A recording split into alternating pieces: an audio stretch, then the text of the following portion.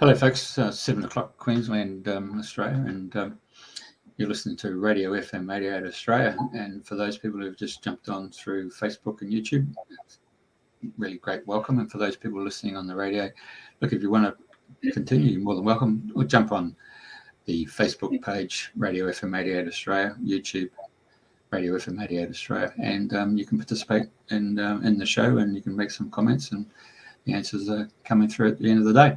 All right, so without further ado, I hand you over to Andrena, who's my co-host. Hello, everybody, and welcome. And if you're new to Dreaming the New Dream, or you're listening live or the replay, today is the 9th of February, 2023. Many of you will be aware of Sandi because she's a well-known researcher and many other things, but it's my great pleasure to have Sandi on the show today. And I've known Sandi for a number of years. I think you moved into Glastonbury and I moved to Australia, but you know, our paths have crossed over and over again. So so I know you can touch on many subjects, and I'm very aware that we can only discuss some subjects. So really, I would just love you to share your journey. I know you were born in Kent, and you've been on a real spiritual journey. You're a real warrior, and I love your work and what you do. And you give people information, and they do you give them the research to do themselves to get their own information, which is very important because, you know, we say to everybody, have you done your research? You know. Anyway, on that note, without further ado, welcome, Sandi, and it's such a pleasure to have you on the show. Oh, thanks so much, Andrena and Jeff. It's really lovely to be here and to be talking to you guys. I think I've listened to your shows and I think they're lovely. I mean, you're doing such wonderful work, and thank you. Yeah. So we start at the very beginning, you know, start your journey, your family, and all the different steps that have led you to where you are now. It's funny, you know, because I was born in Dover in Kent, and I went to school in Folkestone, and my family were, you know, they were war. You know, my parents had me quite late. They'd gone through the war. You know, my father was a squadron leader in the Air Force, and my mother had been in the Air Force too. And I think, you know, they'd suffered during that time, particularly my father, and he drank quite a lot, but he was a very kind, lovely, loving father. But my mother had a rougher time, and she was, you know, she had a bit of, quite a lot of depression, because she was very awake. And it's only now that I realise how awake she was. She was actually quite psychic. And I think she suffered with that because she, you know, doctors had medicated her because she used to say she saw things. And of course that, you know, that's a no-no. And I always remember she'd had quite a rough childhood. She'd been in care in a Salvation Army children's home for a lot of her life because her parents couldn't cope. They came from an Irish Catholic background and loads of children, and then couldn't cope in very poor times, the poverty. So she was brought up in a Salvation Army children's home, where she was taught, you know, the scriptures. And of course she had latched on to the book of Revelation. And when I was a child, I used to find it very freaky. She used to say, literally stare at me and say, you will live through the book of Revelation, you will. And I that scared me, and I left home quite quick. You know, when I was 18, I left home. I'd done my A-levels, and I decided to go to art school. But I always remembered what she said, and she used to say, "Nation will rise against nation," you know, kingdom against kingdom, and all of this, and it kind of, you know, that what I'm seeing now is almost what she was saying. Not that I'm particularly, you know, I'm not a Bible basher or anything, but there's certain things that are resonating right now of what she used to say. And I just think, well, maybe she did that for a reason. Maybe she, in her funny sort of way, she was waking me up as a child, because I've always been looking at the geopolitical stuff and what is going on, and are we going to live through this tumultuous time that will actually raise the consciousness of man, because that's what the Book of Revelation is all about. And sure enough, we appear to be living in very, very interesting times. And so as I grew up, I went to art school, and I studied set design for theatre, and I went and worked in theatre for a long time, which I absolutely loved. I worked at the Old Vic and the National Theatre in London on the South Bank, and really enjoyed it. But then I got married, and we bought a house, and money was always tight. So somehow I did go and do a bit of film and television. I worked in the music video industry, designing sets, and worked with lots of amazing musicians and stuff. But I then ended up in corporate live events, which was big business then. They called it industrial theatre, and it was kind of this selling products. It was all to do with corporations and big business. So there was so much more money in it than there was at that time in music videos, or that's when music videos had just started, and theatre. So I sort of migrated without really knowing what I was doing. It was all about the money and surviving at that time, because we'd had a recession, as we were always having these recessions and boom and bust situations. And I sort of got myself involved in working for big corporations, designing corporate live events. And I found myself suddenly working for all the people that I now realise are not doing us any favours, really. I mean, things like GlaxoSmithKline and Bloomberg. I worked for Microsoft. I met Bill Gates, and I worked for Google. I met Eric Schmidt. And I didn't get a good feeling from both of those people. I mean, I think in some ways we have a lot to thank these people for, because, we wouldn't be looking at ourselves right now if the things hadn't happened the way they had in the last 3 years. But it was an interesting sort of journey, really, because the GlaxoSmithKline one was a real wake-up call for me, because I was in a boardroom meeting, and they've got this big glass office in on the Westway going into West London. Massive glass office, huge, and it's almost like a mini city. They've got shops underneath, and they've got nurseries for the children, for the people that work there. They've got banks. They've got everything within this big glass building. And I had to go there for a meeting with the producer, and we were designing. We were working with them on a big sort of, it was quite a big live event, where it's interesting because what they do is they sell Ribena, which rots children's teeth. They also sell toothpaste with fluoride, which is their antidote to it. And they sell lots of pharmaceuticals, which have had various effects on various people in different countries. And I was at this thing, and this meeting, and they were promoting a sort of a new drug, and I can't remember for the life of me what it was, but they said, we're going to penetrate the Ayurvedic market. And I thought that was awful language. We're going to penetrate in India. They're going to try and, capture the Indian market and penetrate, the Ayurvedic, the natural Ayurvedic, medicine that they have there.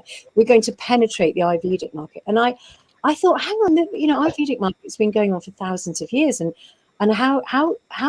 what hubris to say they're going to do that. And I actually sort of walked out of the meeting. I got this terrible reaction, walked out of the meeting, and my producer came up afterwards, and she said, why did you leave? And I said, because I couldn't listen to that. It really had a visceral sort of reaction in my heart. And I said, I can't do this job. And she was really fed up, and she said, well, what did they say? And I said, well, they said they're going to penetrate the Ayurvedic market. And she said, what's that? And I thought, oh, I'm in the wrong job. I'm in the wrong job. So I stopped working for them. And then I started, I sort of got into, I was doing a job for Google, and they, Eric Schmidt is, he's okay, but he was just, it was all about money. Whenever they were talking, it was all about the money, money, money. And with Bill Gates, it was all about the AI, the artificial intelligence that they wanted to bring in, because I had to do a mini smart city in Chelsea, and all the tech was going in. And I thought, oh, this is interesting. But now when I reflect back, I realize what it's all about. All the jigsaw falls into place, and how we're just sort of on the brink, really, of this this seeing that all of this is actually moving to a place that perhaps we're not terribly comfortable with, with all the machine technology, the artificial intelligence technology that might be adverse to the human being. And this really is a spiritual sort of battle we're in to remain human, actually. Yeah. Because it's like Big Brother is big data, isn't it? Absolutely. And just recently I've been campaigning in the UK because there is this move to bring digital ID in by December in the UK, and I have put a lot of energy into trying to raise awareness about this, because there is an online consultation for people to fill in, but it is lip service. I think they'll try and do it anyway, but there has to be a pushback. And the fact is that the consultation is very heavily worded in their favor. It's quite a kind of trick questions. There's 12 questions, and so I've been trying to raise awareness about that, because you see, the thing is that Big Brother is here, but big data is a big problem, because they will sell on our data to third parties, and we don't know where that data is going, and they will use that data, to control us if they can. But people are waking up. There's almost like this tsunami of consciousness coming, and I really believe that I feel I straddle two worlds, because I'm doing my spiritual work, and I'm seeing that the hand, almost the divine hand, is almost behind people, and it's pushing us to understand what's going on and to do things differently, and kind of almost scupper their without a big revolution. We don't need that. We don't want that. We don't want to sort of go round in circles again.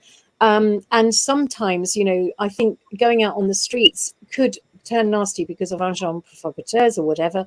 We have to do this very intelligently.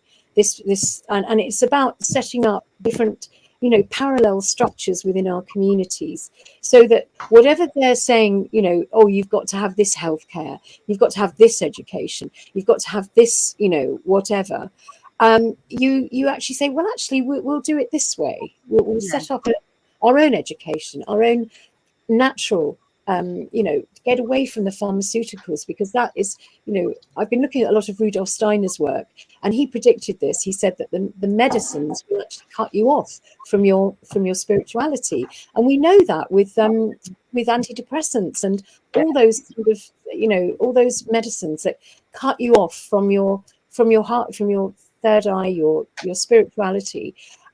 It's about being able to sort of circumnavigate whatever they're doing, and if enough communities do this, then the parallel structures of society, from their way of wanting to do things, we set up something different. People will immediately think, well, I've got a choice here now. That looks awful. I'll go with this one. Well, actually, Adolf Hitler made Rudolf Steiner public enemy #1. Well, there you go. That's wow. That couldn't be more relevant right now, because his teachings, and I would advise anyone to go to his teachings and have a look, because he had a real thing about the pharmaceutical industry, and he did say that it will, the pharmaceuticals will literally they'll try and cut you off from your true nature. So and also he did talk about the bifurcation of society, which I think we're seeing people going for the money and people going for the for the soul. So this almost this split in humanity, where there's going to be people that are really moving away from the materialism, but in a good way. I mean, I don't mean sort of impoverishing themselves, but using money for using the energy of money for good rather than for massive profit and not good. So I think that's the that's the big takeaway from all this. And without what's happened in the last 3 years, without the lockdowns, we would never have got to this. It's accelerated, if you like, it's accelerated our human consciousness and our will to understand what is important in our lives. And I think that's a big gift. And in some ways, in a sort of benign way, you have to thank Klaus Schwab and Bill Gates and to them, because actually without their plan, and it is a plan, it still is a plan to kind of control a lot of everything actually.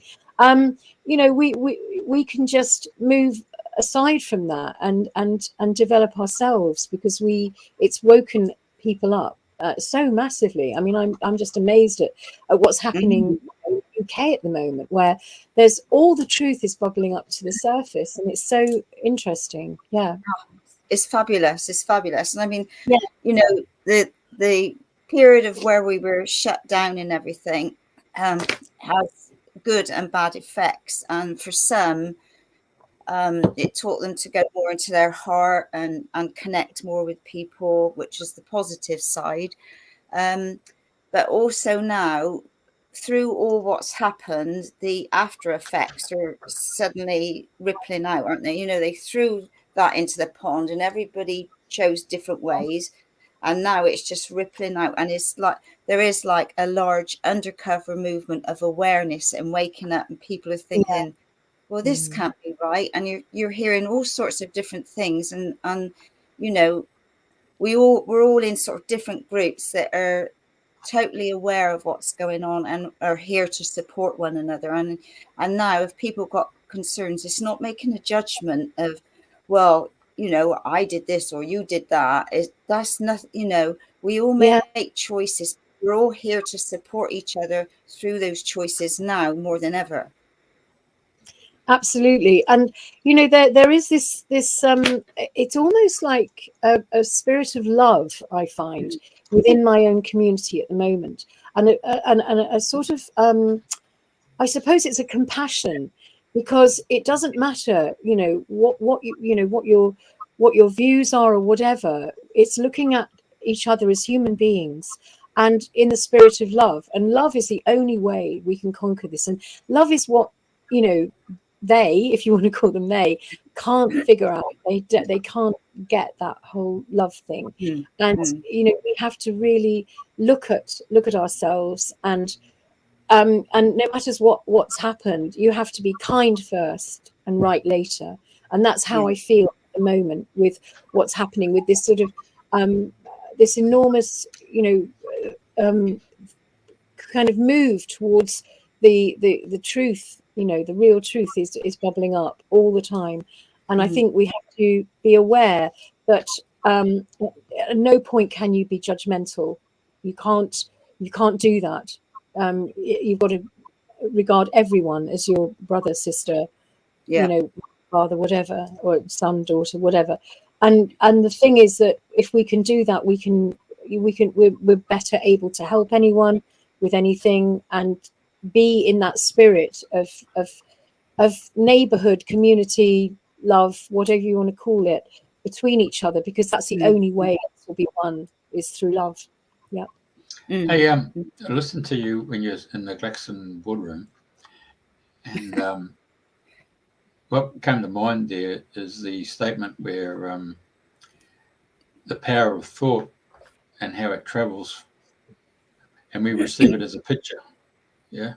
So if I said to Sandi, hey, don't slam the door on your way out, I mean, everybody who's listening to the show is going to see you slamming the door. So the phraseology of them saying we want to penetrate, that seems to be the dagger that went into your heart as a word with a picture that said, shit.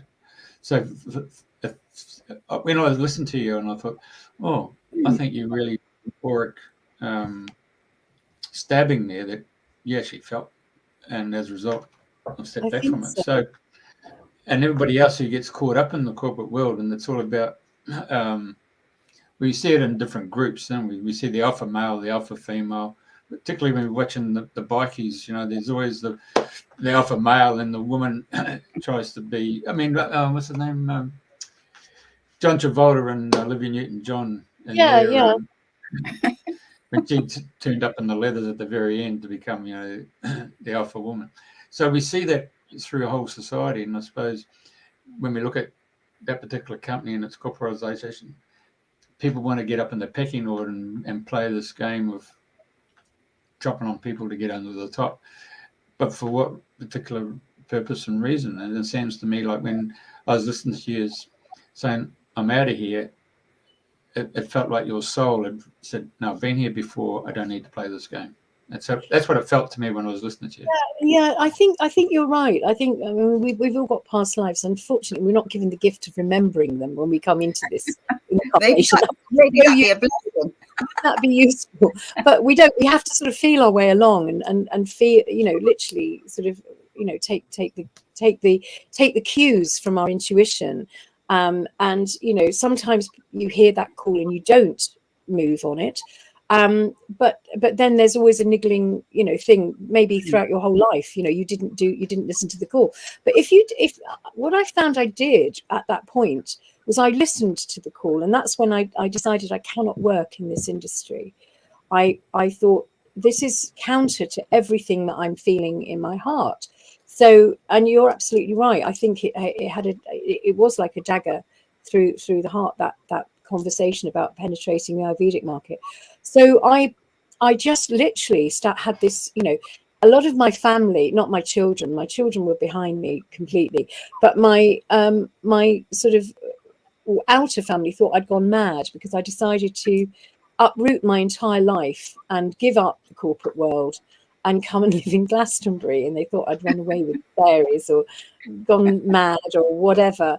And it was the best thing I ever did. It really was. And of course, I'd given up the corporate world, and I impoverished myself. I bought a house, not derelict, but a house that needed doing up at auction. And I, I split up with my ex, who, is quite. He's still in the corporate world, and he's very much in that mindset, and the two couldn't, we just couldn't understand each other. We didn't speak the same language, and so I ended up, sort of being here and really delving into, spirituality. And it's funny, Glastonbury, because it's also full of a lot of nonsense as well. So really? I've spent 15 years now deciding what's what. But it was interesting because it's been a really lovely journey, and realizing that, there is that this is, in a way, our world is a bit of an illusion, particularly that, the material stuff is a bit of an illusion. And that, there's another thing going on, and it's our spirit. And how, I sort of, I took, because I had no money, some friends of mine had taken over a pub, a sort of a failing pub, a music venue, because they were musicians. And they said, do you want to come in on it? Do you want to, because I had no income and I'd got a bit of capital. So I bought into this community pub, and it's called King Arthur. And it was almost like a metaphor, really, the whole Arthurian thing. It's very bizarre. But and I worked there for a long time, and I made the top half of it into a hub for sovereignty. For the, I was working with the Magna Carta and sovereignty and all that kind of stuff. And that has exploded into a massive thing all over Australia, New Zealand, all the Commonwealth countries. With something called practical lawful dissent. How you can lawfully challenge things under Magna Carta. All that was happening, and I was thinking, and it happened without me even trying. I just helped somebody. I said, can we have meetings here, and blah blah blah, and it's all kind of it all kicked off. And then I started doing talks on what's happening in the world, and it just kind of snowballed from there. And I've always felt that Glastonbury has supported and protected me in anything I've done. It is an extraordinary place, and it can kick you out. It can give you, the Glastonbury experience, Andrena. Have you heard? Yeah. Where you can come into Glastonbury full of like a Labrador puppy and think, oh, I'll try this spirituality, I'll try this modality, I'll try this, that, and the other, and I'll try witchcraft, or I'll try Buddhism, or I'll try whatever, and sometimes you get a really bad experience that can make you feel that you don't belong and you've got to get out, so badly. And I had a few of those experiences, thinking I'm not sure I should be here, but actually if you stick at it, it actually pulls you back in and says, right, you've learned that lesson, you can carry on now. So it's a really strange place. Yes, I can vote for that after living there as well, and dipping in and out. Yeah, you've been dipping in and out for years, haven't you? Yeah. Oh, yeah, but I'm like, now talking to you, I'm already feeling the pull. I need to go up to Glastonbury again. So yeah. So anyway, and I've got a friend, Kathy, this over from Australia. She's coming to stay for the weekend, and I don't think we can cram it in this weekend, but I know, and Penny that's over from New Zealand and Oz, she wants to go up to Glastonbury, so I'm going to see how I can weave it in. But anyway, that's another story. But yeah, Glastonbury, has got the magic and the mystery of it all, and just so much amazing experiences of being there. And I know I worked in the Chalice Well as a volunteer, and you just meet so many amazing people, and people that are dressed however they want to dress, and nobody goes, oh my God, look at you. No, it's just taken as it's the norm, isn't it? Yeah, I mean, if Glastonbury's taught me anything, it's tolerance and compassion. And you walk down the high street and there's somebody dressed as a wizard or a fairy or Gandalf. You see people with staffs with crystals on the top. And but the thing about Glastonbury also is that it attracts, it's always been a place of pilgrimage, always. From the moment that Joseph of Arimathea arrived and put that holy thorn, that staff, into Wiriel Hill, and was met by the druid Aravagus, I think his name was. I can never pronounce his name, and was told that this is where the spirituality lies. You have to build he built the roundhouse, the original old, what they called the old church, but the druids were very big here, and they were the basis of Christianity that came after. So it is a place where people come when they're maybe when they're troubled. So you get a lot of problems here, like people with PTSD, people with alcohol problems. And I was right in the thick of it. I was running a pub, and trying to do it in a spiritual way, trying to get the alcoholics to drink kombucha, which I managed to do a lot of the time, and get them off the alcohol. I mean, it was mad. And you have to look at these people and realize that that's their journey, and they're looking for something. They may not have found it, but don't. A lot of people say, oh, you've got drunks and drug addicts in Glastonbury. Well, yes, because they're trying hard. They've been drawn here, and you have to have compassion with them, because it's not. It may look as though they're down and outs or whatever, but they're trying to find their way. And some of them are sensitives who literally cannot figure this world out, and they've dropped out. And you have to, and I didn't understand that when I first came. I didn't have that sort of sense of compassion and love for people. I'd come from that corporate world, and and it's a transformation of the way that you see people and you see their journey, Oh, there's oh, there it is. Yes. Been down there a long time ago. It was, I got out in 2020. I had it for 10 years, and it was like a second home, really. And but I did 5 months of lockdown, and I could see what was coming, and I thought, no, I can't do this anymore. And I was doing my Agenda 21 work all the time whilst I was there. And it was a home. It was a place where you could put on talks, before obviously way before the lockdown. And it was like sowing seeds so that people understood what our world was really about, and that, you know, there is this whole corporatization, and it's all about money, and that in fact, you know, what we need to do is come down to a more local level, and yeah, understand. Gosh, all those pictures are so amazing.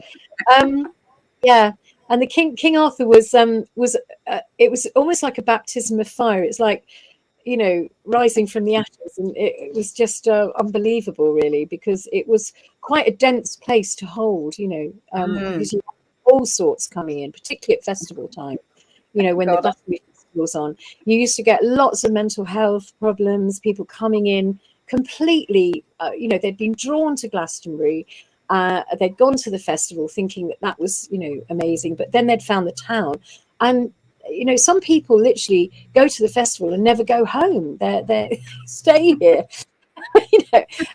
So it's a place where there's a lot. It is the heart chakra of the world, and there's a lot. There is a lot, you know. There's a lot of love here, actually, and it doesn't matter what you believe in, or what your, you know, what your politics are. There's an understanding amongst most of the people, and, you know, myself included, that, you know, it doesn't matter. We're all here, and we've got to, you know, be like brothers and sisters, really. And it's taken me a long time to understand that, to be honest. It's taken me, you know, all that time at the Arthur, I was just beginning to see it, you know, beginning to understand the human condition, that we're human. We sometimes we fall by the wayside and drink and take drugs, but if you can help anybody, and I was always putting up homeless people overnight because they hadn't got anywhere to stay, and it was a really funny place. But I did 5 months of lockdown and thought, do you know what? I think I might go bankrupt if this carries on. And I got out. I mean, again, that was a weird synchronicity, because some people in the middle of lockdown, and I wasn't even advertising the lease for sale. In the middle of lockdown, someone came to me and said, would you like to sell it? And I said, yeah, okay. It was the right time. It was completely the right time to sell. And so I sold the lease, and I got onto, you know, doing a lot of other work that I wouldn't have been able to do if I was worrying about going bankrupt, and dealing with all the stuff that you had to deal with in a business in lockdown. So it kind of worked for me. It was like, yeah, okay. Thank you, universe. I'll accept that offer.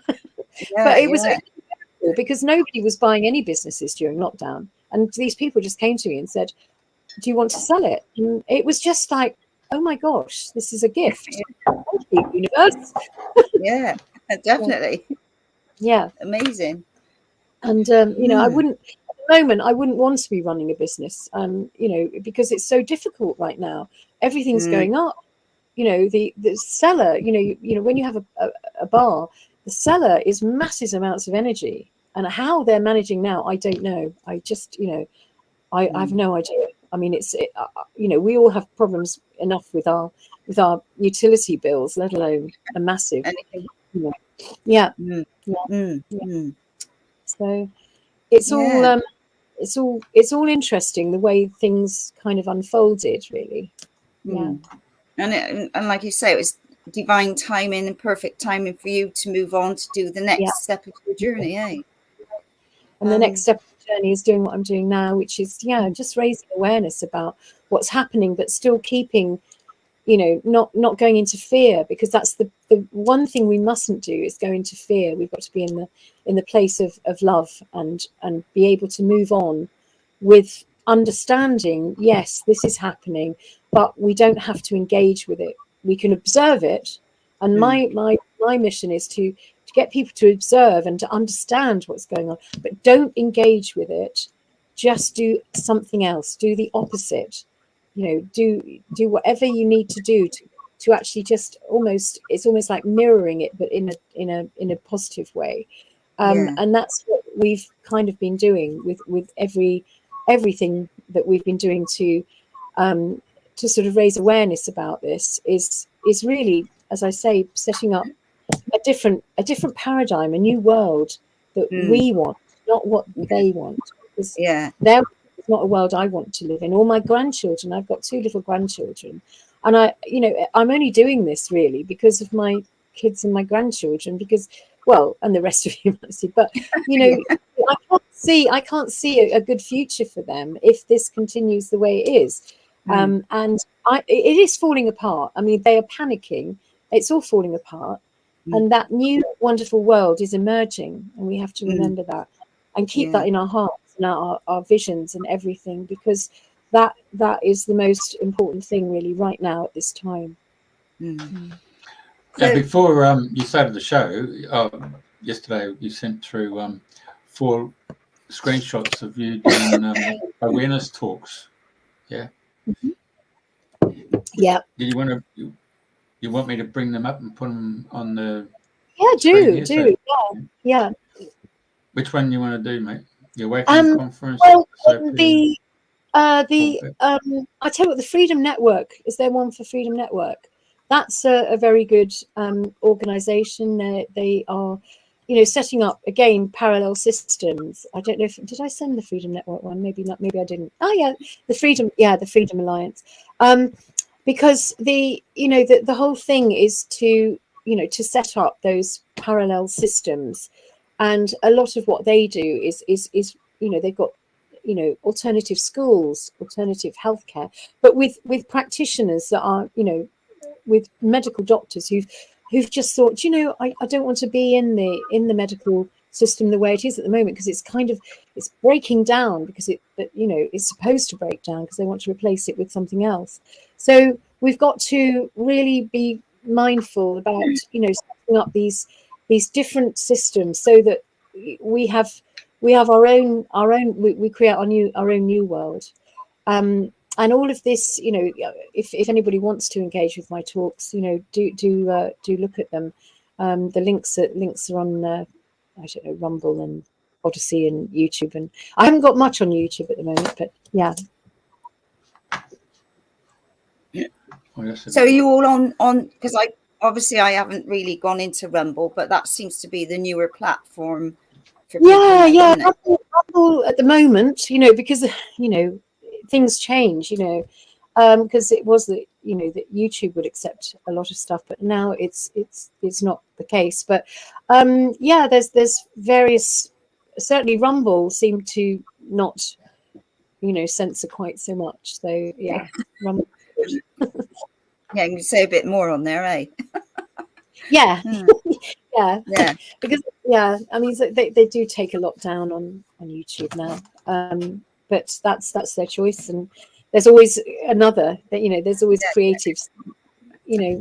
This is what I think is rather annoying. The powers that think they're in charge. That one was that was an Ike one. That was Deep Dive with he's a great bloke, Richard Willett, and and in that one I sort of go into the facts, the absolutely concrete facts of Agenda 21, because I've got all the documents that go back to 1992 when it was born at the Earth Summit, and how in a way some of that is all coming out. The 15-minute cities ideology is all in these documents that I put out all those years ago.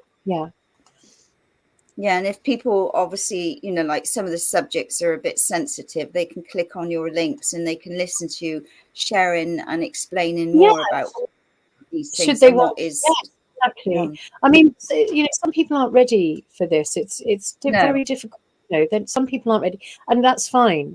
Everybody comes to their awareness at different times, and there's some people that will be watching who want to look at this, and there's some people that think, oh no, it's not for me, and that's fair enough. Yeah, that's something I did for UK Column in 3 parts.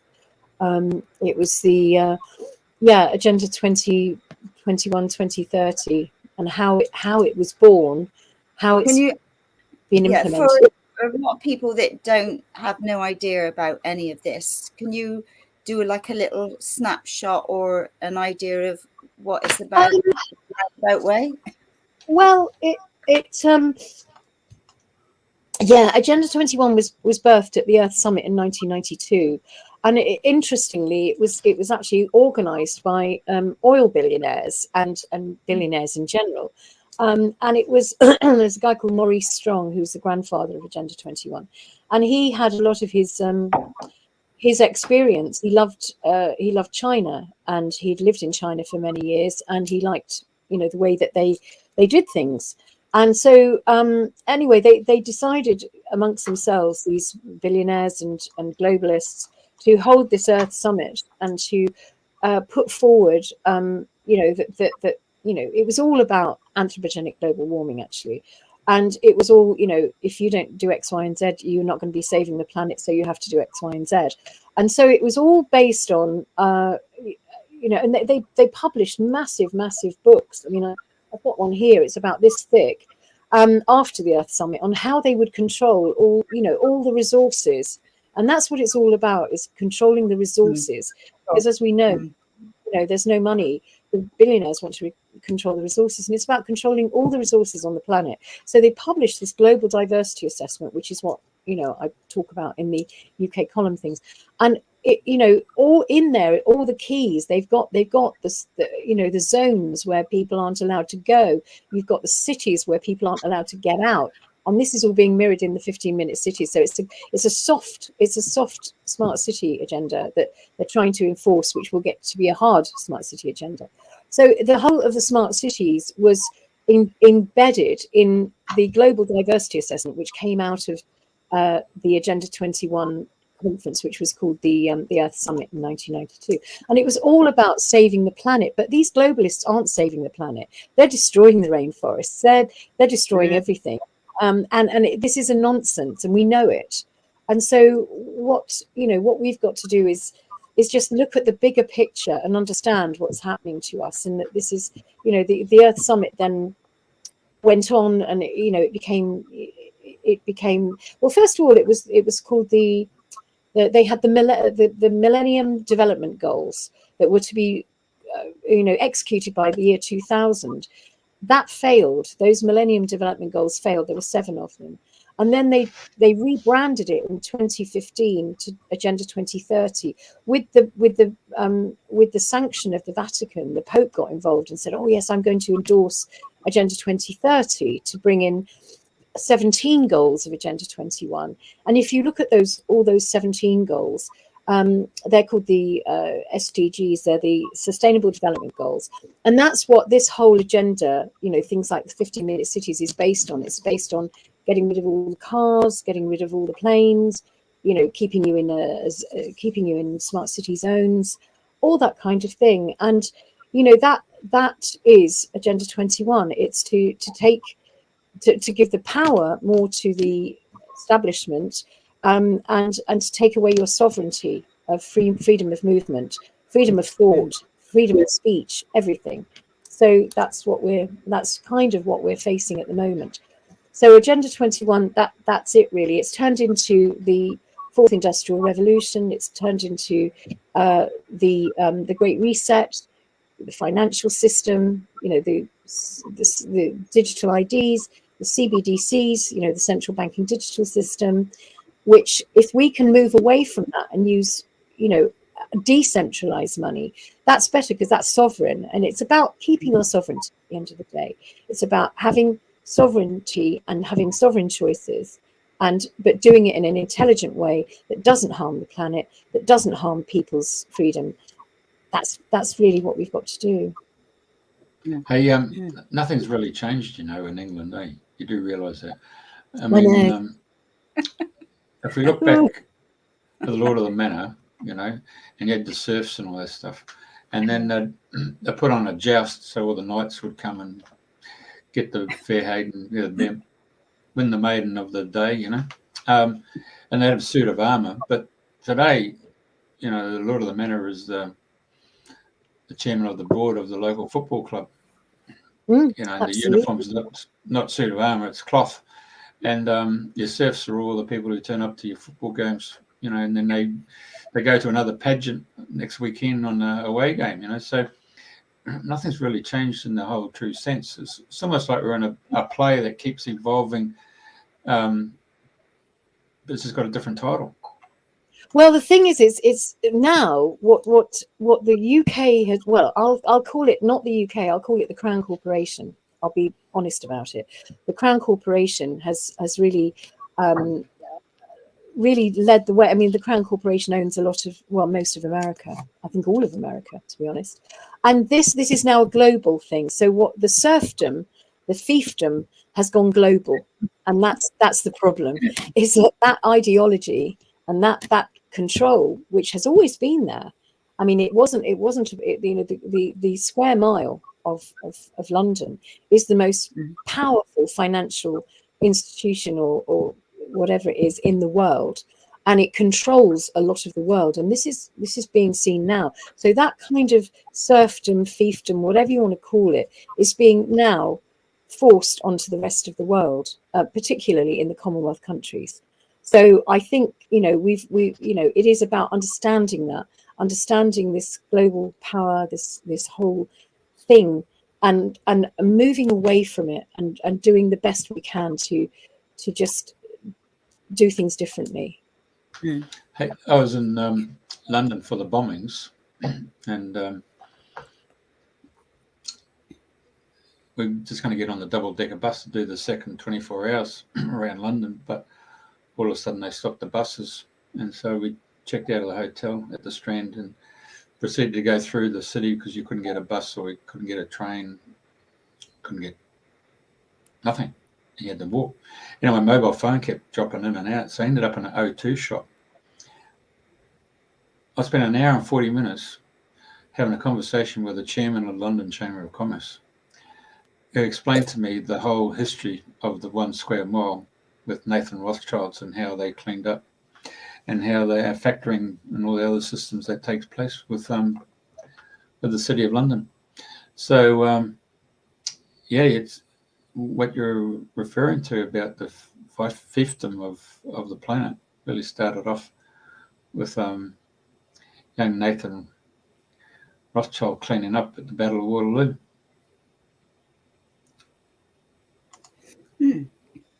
Sandy's there she is. She's just dropped off. Anyway, say no more. Yeah. So, listening to Sandy, you get the impression that being in the corporate world in London, dealing with set designer, here she's worked there at theatre, corporate events, working for these individuals, and then realizing that she obviously had been given the business plan or prospectus of how these global corporate organizations wanted to play monopoly and treat every country as part of their whole business strategy. And someone is going to be looking after construction, someone's going to be looking after oil and gas, and someone's going to be looking after the monetary markets, and someone's going to be looking after logistics. I mean, someone's going to be looking at food production.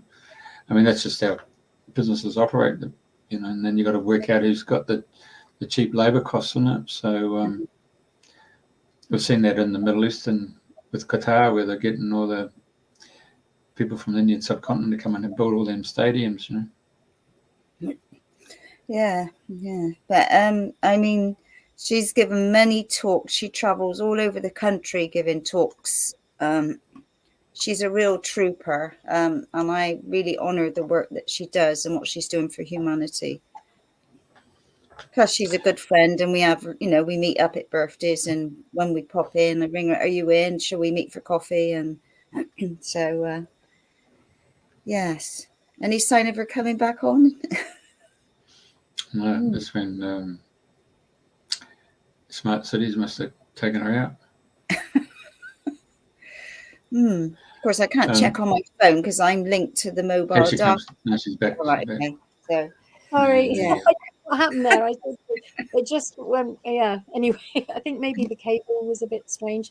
Anyway, you were saying about the buses and you in London at 7/7.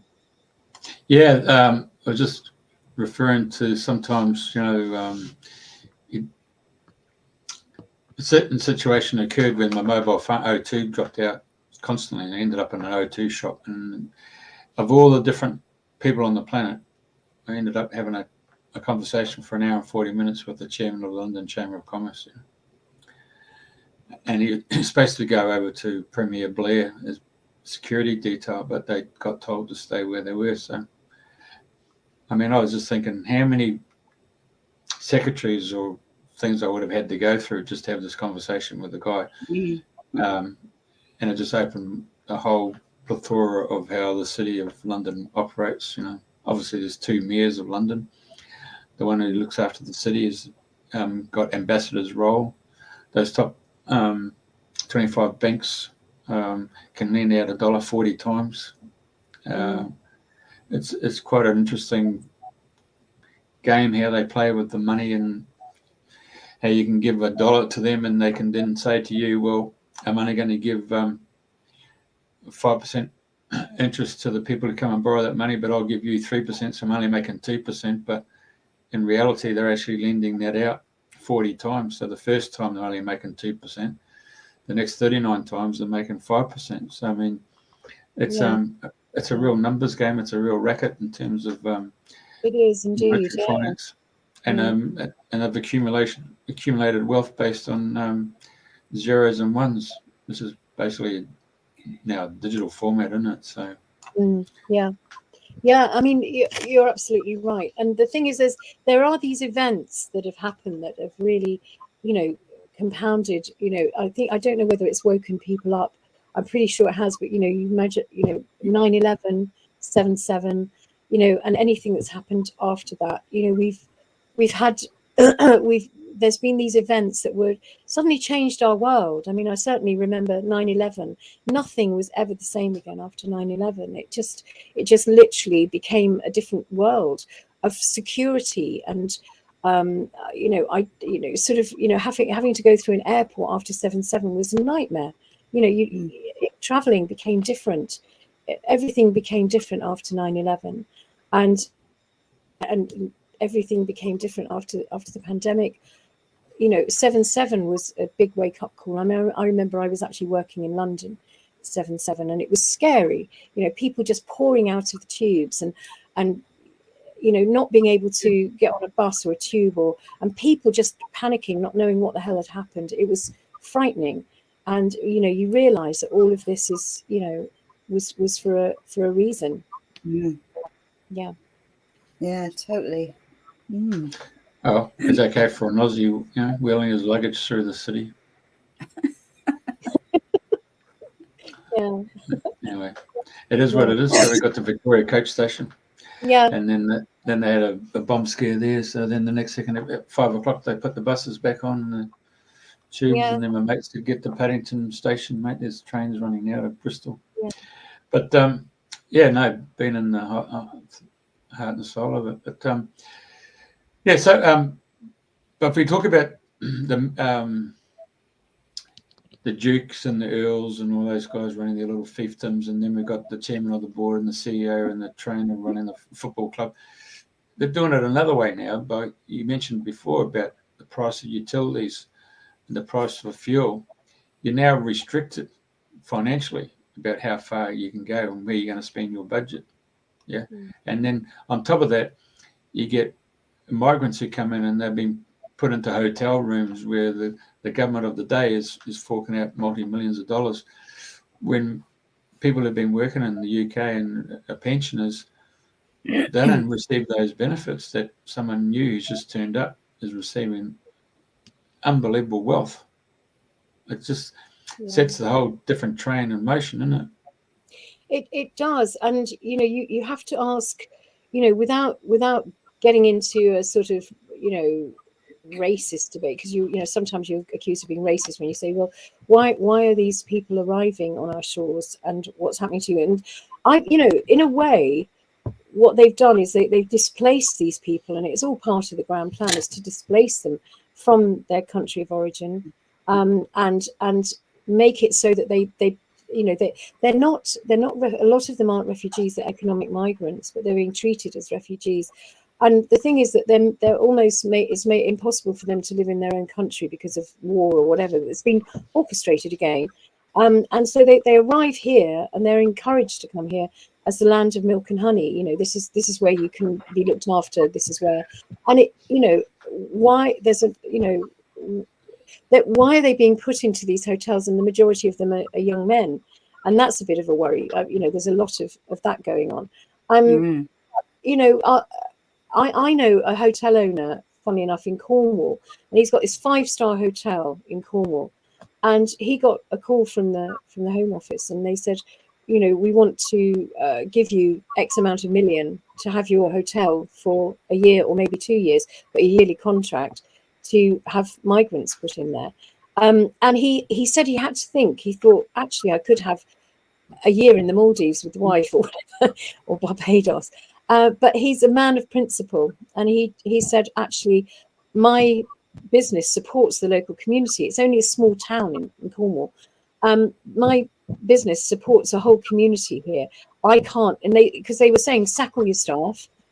We'll bring our own people in to do the cleaning once a week and get the food in, and you don't have to worry about anything. You know. And he said, well, what about damage? Because it's a beautiful 5-star hotel. And they said, oh, take photographs and we'll reimburse you for any damage that may be caused. But he had the moral fibre to say, actually, no, I don't want this. This is not going to be good for my community. Because he's a very wealthy man in his own right. He could have, you know, done it. But there's a lot of hotels, you know, all over England. I mean, I think I did get a list of them the other day. Somebody sent me a list of all the hotels that have been taken over. And it runs into sort of like, you know, 70, 80, 90 hotels. And you just think, if they're all full, you know, what is going on?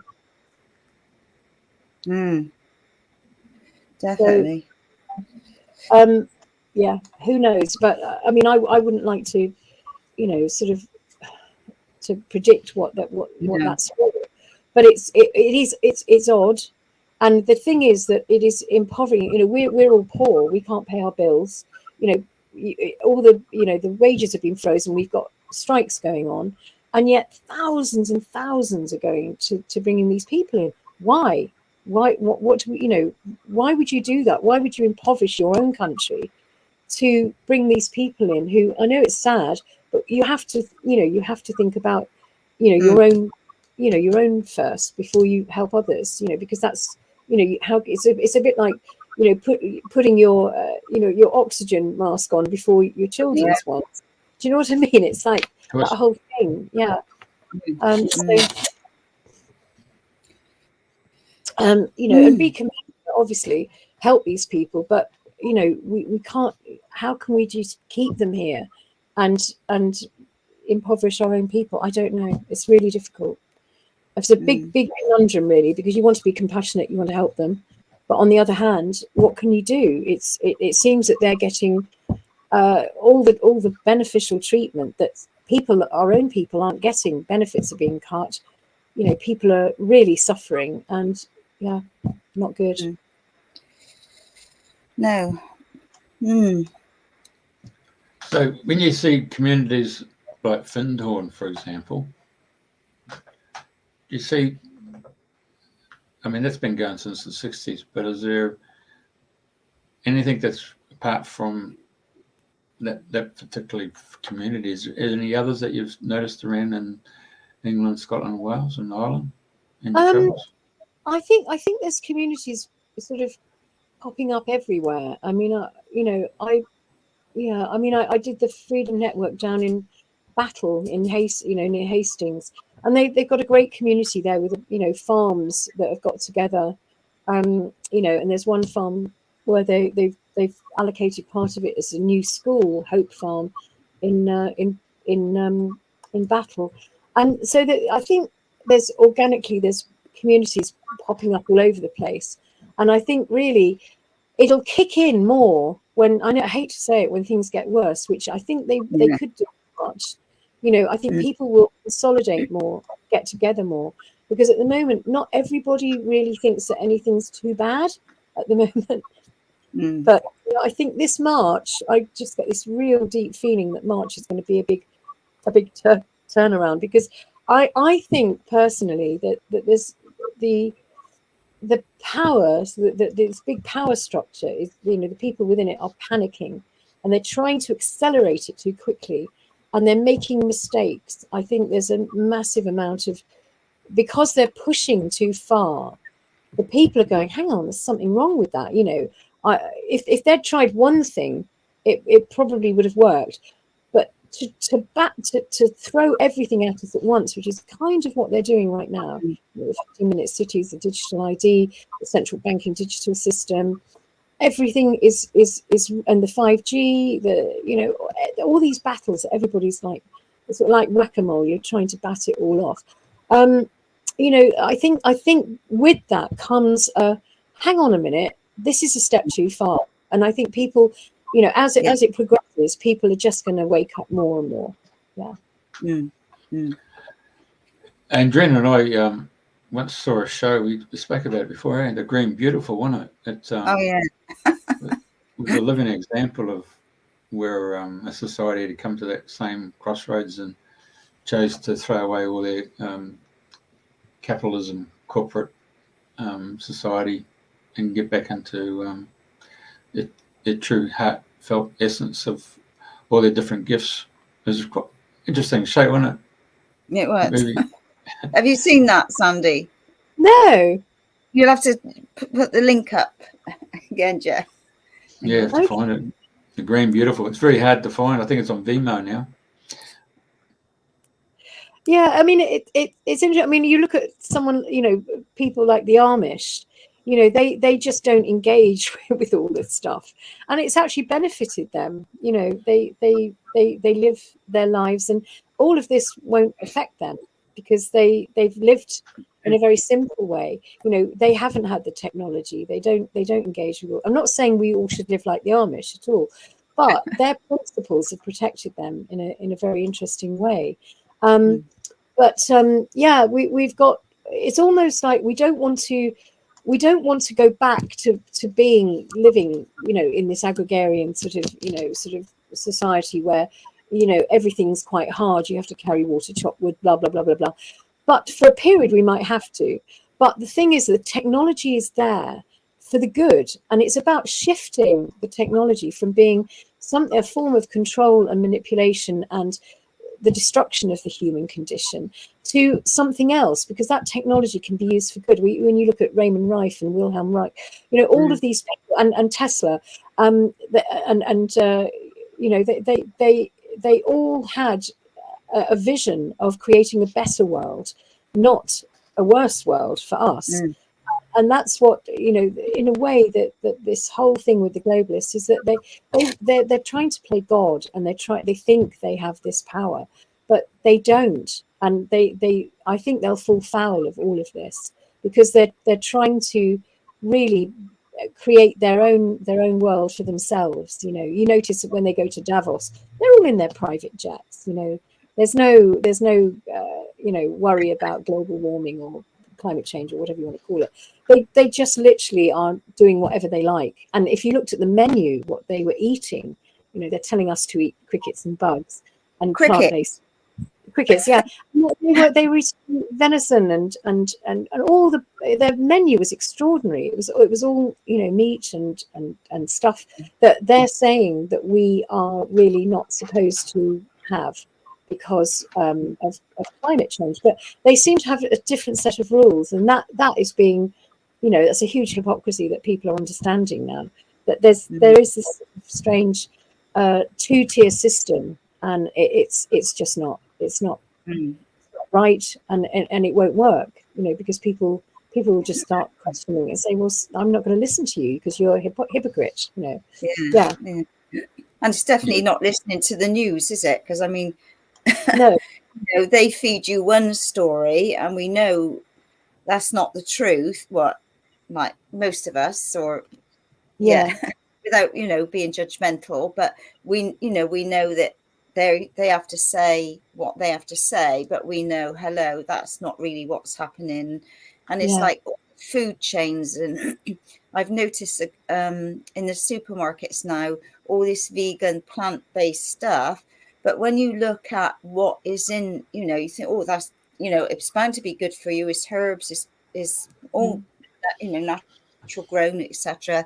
Not touched. But when you look, a lot of these stuff have got fillers in. You know, Yeah, it's they've got all sorts of stuff you that's really not need good. to look at labels, you know, and they're, you know, they're doing things, different things like in the toothpaste, in the water, in your food. You just have to wake up more and more and be aware. What are you eating? What are you looking at? What, you know, some of these processed foods, because I know every now and again, if I eat too much bread or something like that, my energy just goes down. I'm, you know, I feel really tired, or you know, and it's just being aware of what you're eating, and then just sort of later on thinking, oh God, I felt tired, what have I had? And you look back and think, oh yeah, that's probably, you know, it's little things that are people are being more aware of, eh?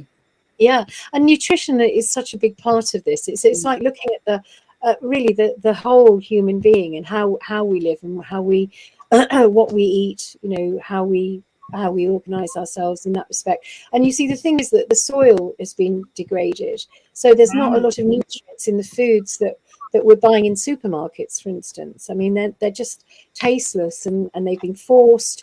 All of that, in a way, it's you know, if you think about changing that whole paradigm, it all has to break down for us to rebuild it, you know.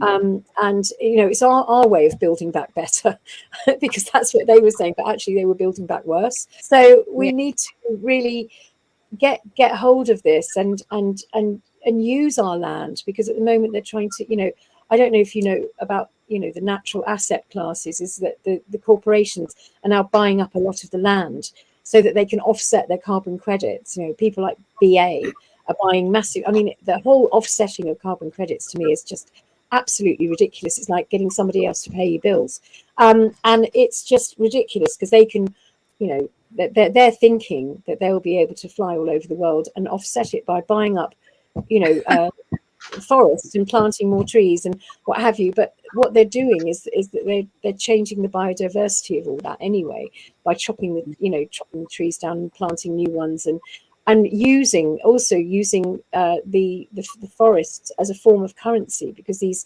natural asset classes will be traded on. I mean, it's a long process, but they will trade those natural asset classes on the blockchain. And it's all a nonsense, or none of it makes sense. Nothing makes sense. So really, we want to, you know, have the land for the people, not the corporations. Of And course. that's, and unfortunately, that's what they're trying to do, is just bring the corporations into the land to actually trade the non-fungible tokens on the blockchain from the benefits of that land. And actually, that land should be for the people, not the corporations. Yeah, Definitely. so there's a lot going on that, you know, we're just kind of aware of all these battles, but I think it'll happen organically. Something divine hand will always be there, and the fact that people's consciousness is raising about all of this, and within themselves, you know, their own consciousness is raising alongside it, because they, you know, it's almost like an alchemical process that happens in times of need. You have this, you know, this awakening alchemical process happens, where you suddenly become more aware, and more aware of yourself, as well as aware of what's going on in the world. I remember watching the Celestine Prophecies, or reading the books as well, but that was a case of don't buy into fear, but raise your vibration on the principle of love, isn't it? Definitely. That is what we've got to do. You know, we can't go rioting on the streets, you know, because then, you know, you never know what these people in hotels are there for. You know, Exactly. this is kind of what they're waiting for. And we cannot go into that. We have to rise above that and just stand firm. It's like standing in the middle of a storm and not getting blown away. Just standing firm and knowing that we have the right to stand in our sovereignty, to create the new world, and to not buy into fear, because the fear is what they'll do. They'll be ramping up the whole, you know, Ukraine thing, and again, it's all smoke and mirrors. It's just to get us into fear and buy into possibly CBDC systems or whatever. They'll use anything to get us into fear, to get us on board with what they want to do. Yeah. Mm-hmm. Okay, right. Anything else? Jeffrey, do you want to ask anything else before we close? No, good. Right. So is there any last words of advice or wisdom you'd like to share with our viewers before we finish? Yeah, I think really it's what's the takeaway of all of this? I think it's like yourselves. It's understanding that this is a spiritual battle that we're in, as well as a physical. You know, we're in the physical. We can't help it. We're dense. You know, but there is this battle going on, and I think it's going on everywhere up in in other realms, and it's a battle that's been fought for eons and eons and eons. But this is like the final battle, because if we don't actually win this, it's the end of human beings, and human beings are literally, we've all got the spark of the divine in us, and we have to remember that that it's very important that the human condition remains, that we actually survive this, because this is what the other, whatever it is, that the opposers or whoever they are, whatever they are, really don't want us to have is our souls and our consciousness. And we have to really stand firm and really believe that we will win this battle and win it fair and square, that their systems will crumble, because their systems are not from love, and our systems are, and love always conquers fear. So that's definitely definitely. And we know things are breaking down faster and faster, and more is being uncovered and being revealed, and like people are coming together, and we're all sharing and networking and supporting each other. So the undercover movement is moving at a rapid pace. Yeah. There's a silent army there, you know. There's a silent army of people that at any point, and I think we have got a few challenges to come, without a doubt. And it's knowing that, we're not through the worst of this yet. I think we've got a lot coming at us, and it's to still hold that in your heart, that we can actually overcome it. And I think it's not going to be easy. And it's going to require a lot of strength and determination and love to pull us through. Yeah, but it's all part of the big divine plan, isn't it? It is. To raise us up. It had to go. This system had to go. It had to go. And it's a bit like Sodom and Gomorrah being destroyed. Sometimes I don't want to get too biblical, but do you know what I mean? Things have happened in the past where things have literally wiped off, and then you start again, and that I think has to happen to a degree. Otherwise, the humans have to remain, because we're part divine. We're creative and wonderful creatures, and the other choices aren't. Definitely. Yeah. Okay, well, another interesting show as ever. So thank you so much for being our guest this week. Thanks for having me. It's been really good fun. Thank you. Yeah, it's been lovely. And I'll give you a tinkle when I'm down in and see if you're about.